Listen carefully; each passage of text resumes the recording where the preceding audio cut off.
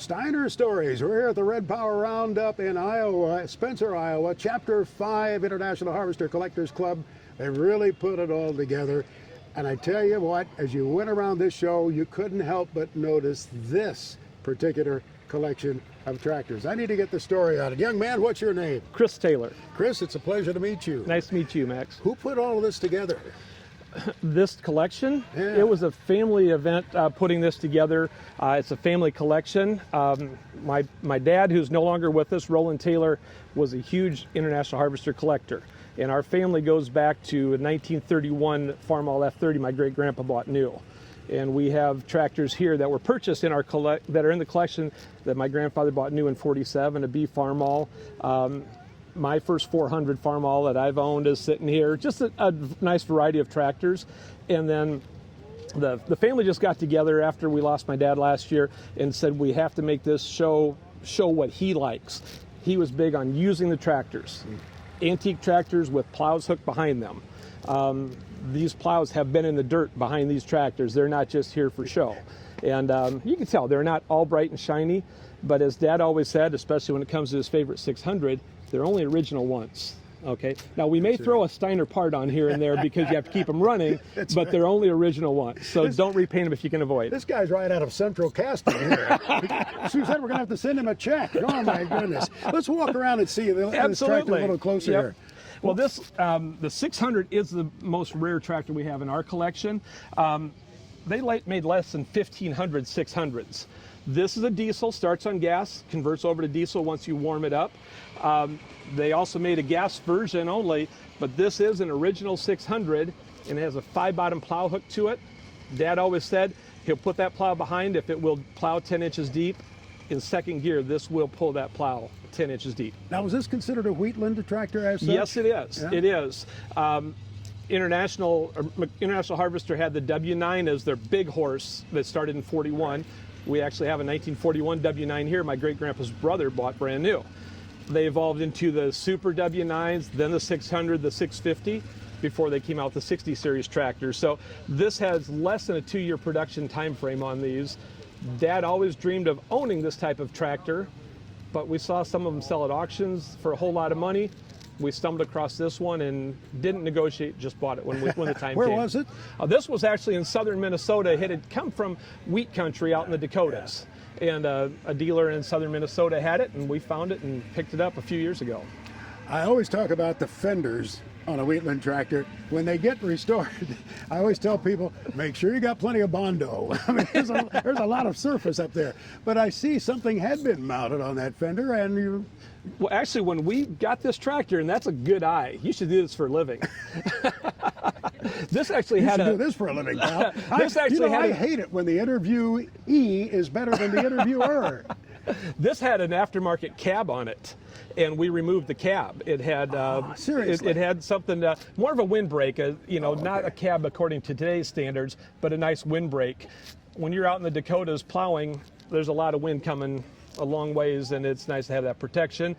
They look a lot prettier without that cab. Well, as an old radio guy, I was hoping that is where a tractor radio had been mounted. There you go. Let's walk around to the back and take a look at this plow back here. Did it come with the tractor? No, we were able to find this later on. Like I said, this is a 5-bottom plow. Of course, it's international plow. This is a little newer vintage than when that tractor was built, but it's pretty darn hard to find a 5-bottom plow of that vintage that isn't international still out there. Yeah, I was thinking it had to be a little bit later. This is a 56 tractor? Yes. 1956? Yep. Come on around to the back here with us, Suzette. Let's look in there. I always like to look at the business end, too, a little bit here. That's right. That drawbar's been scuffed up a little bit, hasn't it? It sure has. And this tractor starts on gasoline, so it's, oddly enough, it's a diesel tractor with spark plugs. It'll start on gas, and it will warm up for a minute or two. Then you convert it to diesel. You actually hit a lever to change the compression and switch it from the gas fuel to the diesel fuel.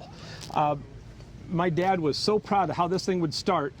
We've actually started this at 20 below zero in the shed out at the farm here in northwest Iowa, just to see if it would start. We let it run for about 3 minutes on gas at that time, switched it over to diesel, a little black smoke comes out, rattles for a minute, and then runs like a champ. at 20 below zero. Who would have thought it could do that? There was so much to this tractor for your dad to love, wasn't there? There really was. And an odd little fact about these, some of the international tractors of this era had cigarette lighters, all right? The 600 would have a cigar lighter, because if you bought a new 600, you were probably a man smoking a cigar and not just a cigarette. Seriously? Yep. Dad always loved to brag about that little part. That is a wild story. I never heard that. I had no idea that was the case. Yeah, not every 600 had it, but that was an option on them, a cigar lighter. Where, I don't even see it. Where is it? Oh, this one doesn't have it. That was just a feature. Okay. No, we weren't wealthy enough to have cigar tractors. I know that feeling. This is a beautiful tractor. Even the pedals are different, aren't they? Yes, they are. And the Come seats. back in for more shot of the business. The seats will swing side to side, so if you're plowing, you can actually be swung off to the side and not have to turn your head completely to see behind yourself as you're going along.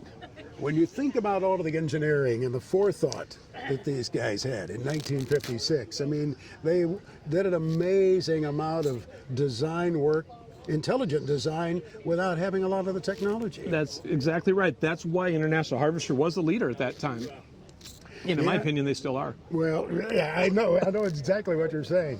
No, and this seat, of course, you turned that over so you didn't get your bottom wet. Exactly. When you're not running, and you can see we've put a lot of time in this. There's some wear on that seat, and that's not the original seat, obviously. But that's even a later version than mine, I think. There's an extra plate in there. On your for my Super H. Super H? I'm sorry. Yeah. Yes, you're my exactly right. 1953 Super H. But this is a couple year newer tractor than the Super H. Exactly. So it's just a neat tractor in so many ways, and the fact that it's unique. When you say 600, there are a lot of avid international collectors that will still say, do you mean 400? Yeah, exactly. Nope. It is a 600. We have a W400 sitting right here that is part of our collection. This is actually the first collector tractor my dad and I ever purchased. Excited that it was a Wheatland tractor, because here in Northwest Iowa, this is row crop country. Exactly. So the Wheatland style got to be something we were interested in owning, and I can imagine. We've done quite a bit of that. This just got done with the restoration. A good family friend did a lot of the work on it, and he does a great job with It's a beauty. getting them to run properly. I hope there's a Steiner part in there somewhere. Oh, there are. There are. Suzanne, thanks for your hard work there shooting this beautiful collection. Mr. Taylor, what a privilege. Thank you very much. You've made my day, and we have an even greater appreciation for your father now, and thank you. His foresight, insight, and his passion for the red equipment. Good to Sounds visit great. with you. Thank you very much. Another one of the great Steiner stories we share with you.